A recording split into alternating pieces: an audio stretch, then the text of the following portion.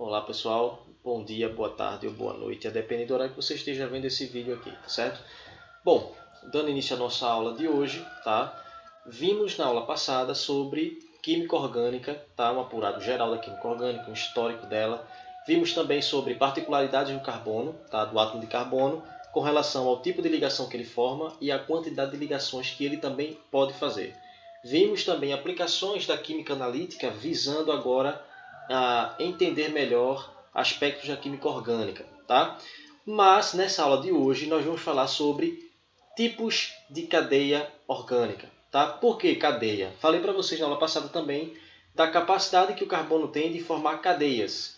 Essas cadeias elas se assemelham praticamente ao que a gente tem hoje de mais próximo a um cadeado, tá? Como se fosse uma corrente e cada elo da corrente é um carbono. Então, pelo fato de o carbono possuir 4 ligações, poder fazer 4 ligações, isso daí possibilita ele fazer tipos de ligações de forma linear, tá? E também pode se aglomerando de forma desorganizada. Isso quem vai dizer é o tipo de configuração que eu quero ter no final. Então, as cadeias se formam a partir do momento que um carbono interage com outro carbono. Isso facilita com que a gente tenha agora um tipo de cadeia formado por elos, que são os carbonos. Cada carbono desse pode ter uma infinidade de quantidade de carbono se ligando um ao outro. Comparando agora a uma corrente, como eu falei para vocês, cada elo da corrente representa um carbono. Esse carbono, cada um deles possui a mesma particularidade. E também a ligação que forma cada um desses carbonos também é a mesma ligação. Ou seja, não há distinção aqui de carbono para carbono. Exceto se cada carbono se ligar com ligações diferentes entre si. Por exemplo, o carbono 1 ligar ao carbono 2 com uma ligação simples, um tracinho só. Mas o carbono 2 e o carbono 3 se ligar com a ligação dupla, 2 tracinhos. Então, a ligação entre carbono 2 e carbono 3 é diferente da ligação do carbono 1 e carbono 2. Isso tanto em tamanho, tá? Então, que como a ligação dupla ela se dá por dois tipos de ligação, né? dois pauzinhos, digamos assim, ela tem um tamanho mais curto do que uma ligação simples. Tá? Isso interfere também na questão da energia. Eu não posso entrar muito em detalhes aqui porque talvez vocês não entendam. Mas o tamanho da ligação dupla é menor do que o tamanho da ligação simples. A tripla, menor ainda. Tá? Isso influencia em quê? Ora, se eu tenho ligação dupla ou tripla, vai influenciar nas propriedades físico-químicas da minha molécula. Tá? Se eu tenho ligação somente simples, eu tenho uma molécula com uma propriedade X. Se eu tenho ligações duplas e triplas numa certa molécula diferente da primeira, eu tenho aí propriedades físico-químicas totalmente distintas. Tá? Mas eu não quero trabalhar com isso agora. Eu quero pegar vocês para a gente estudar sobre quais os tipos de cadeias orgânicas que existem. Tá? Lembrando, eu posso fazer cadeias carbônicas não somente com carbono. Eu posso colocar outros tipos de átomos misturados ao carbono. E a gente vai ver isso mais à frente. Pegando o que eu falei para vocês agora, eu posso diferenciar as minhas cadeias de acordo com algumas características entre elas. Por exemplo, eu posso caracterizar quanto ao fechamento da cadeia. Se eu tenho uma cadeia aberta, eu vou chamar ela de cadeia aberta. Ela não tem como se fosse um círculo, ela tem início e tem fim. Já uma cadeia fechada, ela não tem início nem tem fim, é um ciclo.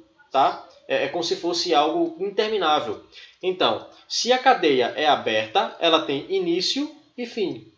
A cadeia é fechada, nós temos aí uma certa cadeia que é um ciclo. Ela não tem início nem tem fim. Tá? Eu vou mostrar para vocês agora um exemplo de cadeia tanto aberta quanto fechada.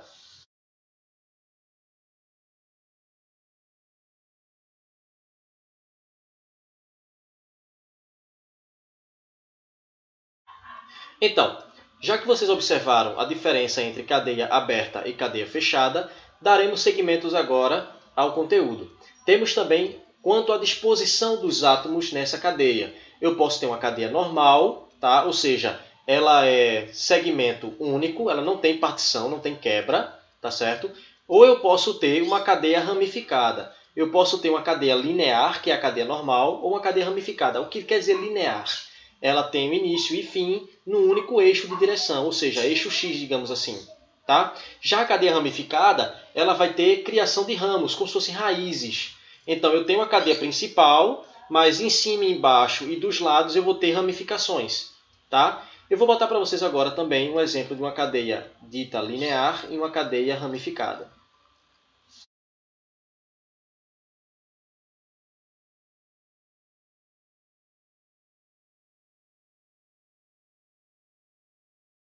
Assim como classifiquei as anteriores, eu posso classificar agora com relação ao tipo de ligação formada.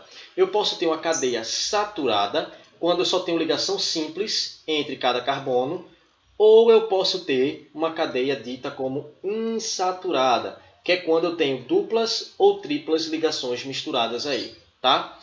Vou mostrar para vocês agora um exemplo.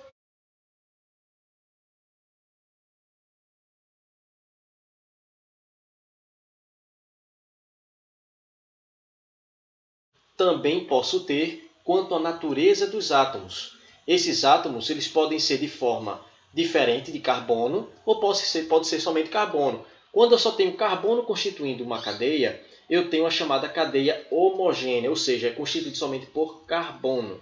Quando eu tenho incrementação de outros tipos de átomos, ou seja, oxigênio, nitrogênio, enxofre, fósforo, cromo e por aí vai, eu tenho agora a chamada cadeia heterogênea. Tá? Não confundir, não esquecer cada uma delas que eu classifiquei para vocês. Vou colocar agora um exemplo para vocês de cadeia homogênea e heterogênea.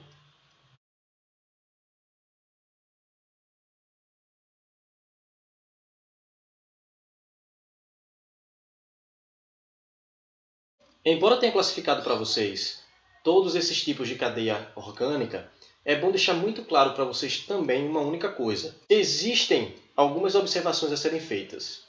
A primeira observação que eu quero deixar claro para vocês é que nenhuma dessas classificações que eu fiz anteriormente são independentes, tá? Elas são, sim, independentes. Isto é, significa dizer o seguinte: uma não exclui a outra, tá certo? É bom deixar claro. Eu posso ter uma cadeia aberta, sendo linear, saturada e homogênea. Tudo isso numa única cadeia. Eu posso ter também uma cadeia que seja aberta, ramificada, insaturada e homogênea. Também posso ter outro exemplo aqui, que é uma cadeia aberta, ramificada, saturada e heterogênea. Eu posso ter todas as classificações, se eu quiser, em uma única cadeia. Quem vai dizer isso para mim é o tipo de molécula que eu estou estudando, a natureza dela que vai dizer, que vai determinar. Né? A segunda observação que eu tenho que fazer é com relação aos compostos aromáticos. Tá? Com relação a eles, eu posso dizer o seguinte: dentro dos compostos cíclicos que a gente viu aqui, a cadeia cíclica, né, fechada, tá? Aparece também na química orgânica a mais importante ou uma das mais importantes denominações que existem com relação ao núcleo, tá? Que é com relação ao anel benzênico. Ou seja, quando eu tenho um anel benzênico, eu tenho agora 6 carbonos interligados em um conjunto, como se fosse esqueci o nome agora da figura geométrica, um hexágono. Lembra um hexágono, tá? Só que dentro desse hexágono eu vou ter duplas ligações intercaladas. Vou colocar um exemplo para vocês agora do que significa dizer um composto aromático. Vocês acabaram de ver o exemplo do que seria, o que é um anel benzênico, tá? Mas olha, o anel benzênico é um dos exemplos relacionados aos compostos aromáticos. O que significa dizer composto aromático? Tá? É um composto que ele se encaixa e se enquadra em uma certa classificação para dizer que ele possui um anel, tá certo? Composto por conjugação das suas duplas ligações. Tá? Vai ficar mais claro quando eu for explicando isso para vocês mais à frente. Então, dentro dos compostos aromáticos, eu posso ter o composto aromático mononuclear, ou seja, é somente um núcleo, tá? Um único núcleo, um único anel benzênico. Eu posso ter os anéis, os compostos aromáticos polinucleares, que possuem mais de um núcleo.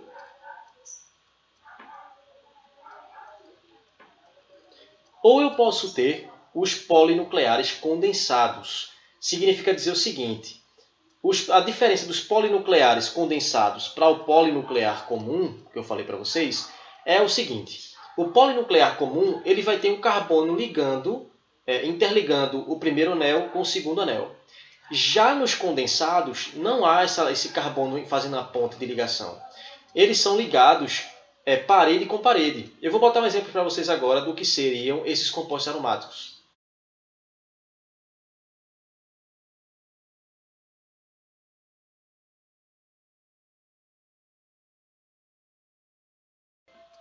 Já que vocês acabaram de ver, né, com relação à classificação desses compostos aromáticos, eu tenho que trazer para vocês agora um exemplo um pouco mais detalhado do que seria as cadeias carbônicas.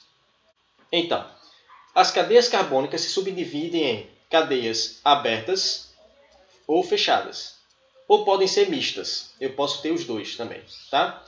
Dentro das cadeias abertas, eu posso classificar quanto à disposição dos átomos, quanto aos tipos de ligações ou quanto à natureza desses átomos que fazem a minha cadeia carbônica aberta. Tá?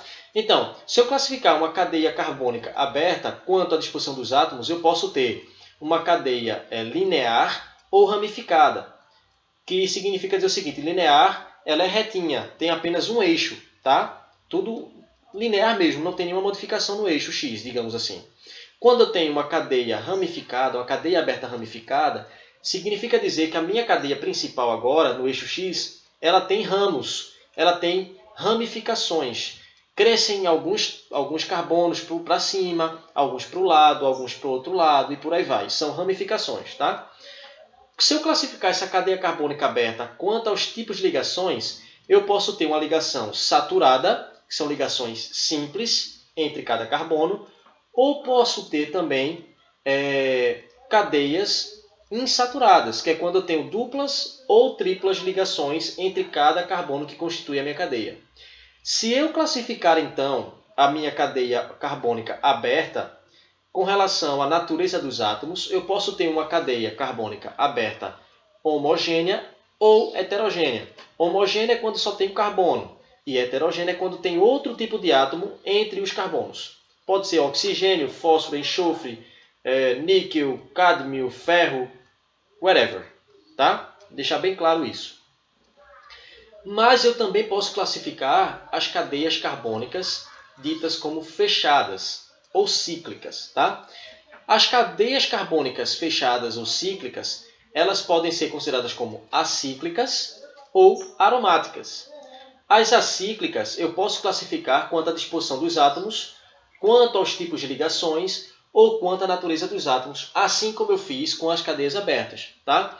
Então, se eu classificar as cadeias carbônicas fechadas, acíclicas, quanto à formação, à disposição dos átomos, eu posso ter também a cadeia sendo linear ou ramificada, tá? Do mesmo jeitinho que a gente viu para as cadeias abertas. Eu posso ter também, com relação ao tipo de ligação, saturada ou insaturada. Tá? Eu posso ter também se ela vai ser homocíclica ou heterocíclica. A gente acabou de ver também nas definições. Tá? Eu posso ter os aromáticos, que podem ser classificados como mononucleares ou polinucleares. Se forem mononucleares, a ideia já diz, né? Eu tenho apenas um núcleo. Eu só tenho um núcleo que é considerado como aromático. Mas quando eu tenho polinuclear, eu posso ter um núcleo separado por um carbono, ou posso ter núcleos condensados, ou seja, núcleos estão unidos parede com parede daquele certo núcleo. Bom, para não ficar tão pesado o que eu acabei de falar para vocês e ficar cansativo e vocês não entenderem, eu vou colocar aqui agora a imagem, tá certo? De um exemplo de como seria a ordem classificatória dessas cadeias carbônicas.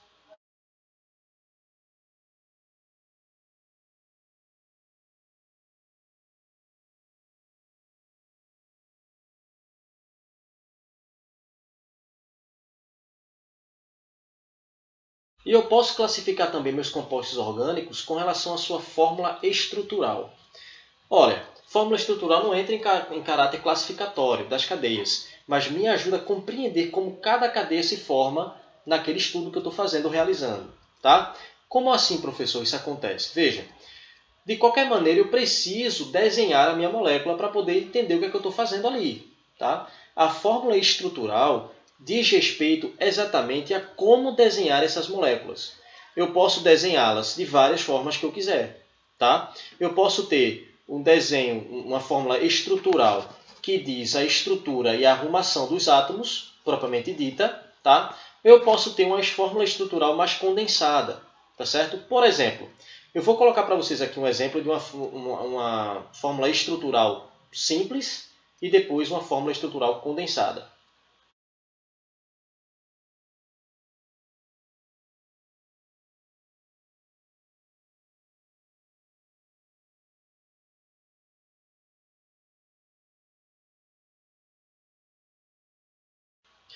Vocês acabaram de ver, tá? Existe uma diferença clara e óbvia em cima de fórmula estrutural, fórmula molecular. Ambas são bem distintas uma das outras, nunca confundir. A fórmula estrutural diz respeito ao desenho da minha molécula orgânica, tá? No espaço, como é que ela se organiza. Um carbono do lado do outro, um nitrogênio em cima, o desenho dela, a estrutura dela. A fórmula molecular diz respeito a como a molécula é descrita. Tá? Se é um C2H4, se é um C6H8. Perceba que quando eu digo fórmula estrutural, eu não estou dando importância alguma de como está dispostos meus átomos no espaço. Eu só estou dando para você a quantidade de carbono e a quantidade de oxigênio, de hidrogênio. Quando eu digo fórmula molecular, eu estou falando a isso. Tá? A como é escrito o CSH2, C2H4, C2H8. Isso para mim é fórmula molecular. Tá? Quando eu falo fórmula estrutural, eu me preocupo agora em saber quem está do lado de quem e quem está acima de quem. Tá? Se está para fora do plano ou para dentro do plano. Não confundir fórmula molecular com fórmula estrutural. São coisas distintas. Tá? Que isso fique bem claro para vocês agora. Certo? Bom, pessoal, chegamos ao final dessa primeira introdução aí da química orgânica. Agora, na próxima aula, vamos entrar um pouco mais adiante nos conceitos sobre classificação desses compostos orgânicos. Se são alcanos, alcenos, alcinos, cetona e por aí vai. Tá certo? Então, até a próxima aula. Fiquem comigo. Tchau, tchau.